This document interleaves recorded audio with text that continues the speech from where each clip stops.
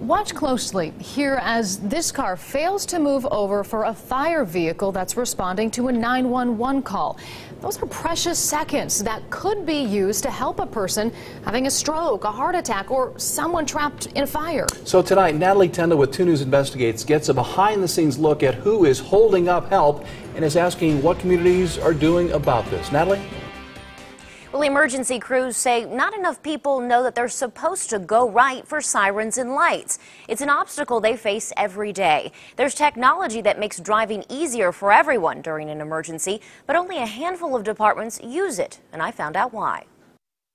When the lights turn on and the sirens sound, every second counts. If we're running lights and sirens, it's an emergency. It's an emergency to somebody.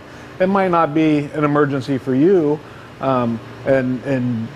but you got to remember, it's somebody else's family member, it's somebody else's house. So you can imagine the frustration when emergency vehicles get delayed. So we'll see what the traffic does, and of course he's not going to stop. I rode along with the Huber Heights Fire Department as they responded to a 911 call. A car hit a patch of ice and flew off the highway. On the way to the scene, we were delayed twice by drivers not moving out of the way. And now you've got a vehicle I'm coming up on, and we'll see what they do, but I bet he's not going to move. Nope, absolutely not. Totally oblivious to what we're doing. These delays happen to fire departments all over the Miami Valley. We caught these cars not moving out of the way for a Dayton fire truck trying to get to a woman with a medical emergency. The worst things is when they panic and they just stop in front of you.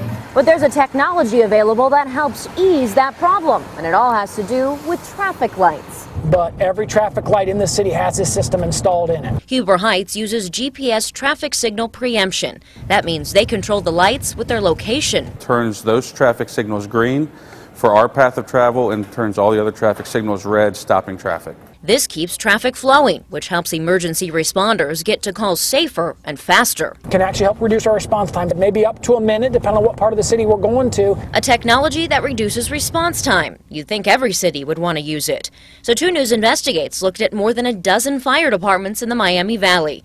We found Huber Heights and West Carrollton are the only ones using systems that rely on the location of their vehicle. Why only 2? Cost. So it's just too expensive. At this time, it's not in the budget. There is a sizable expense to a project like that. Even Dayton, the biggest fire department around, doesn't use it. Assistant Chief Paul Sheehan tells me they've looked into it and they think the technology would help, but they don't have the money for it right now. Huber Heights system cost $250,000. A grant covered a majority of that. They also budget $5,000 every year for maintenance. But those who use it say every penny is worth it. Can make a huge difference, not having to stop at every stoplight. Now, there are some communities in our area that use their lights or sirens to control signals, and there are others that don't use anything. To find out what your community does, go to our website at WDTN.com. We've made an interactive map for you. Natalie Tendall, 2 News Investigates. Boy, it is so simple. Go right for sirens and lights. Exactly. Yeah. Just remember that catchy line. All right, Natalie. It is catchy, that's for sure. Thanks so much, Natalie Tendall. And remember, if you have a story that you would like us to look into, send us an email at 2newsinvestigates@WDTN.com.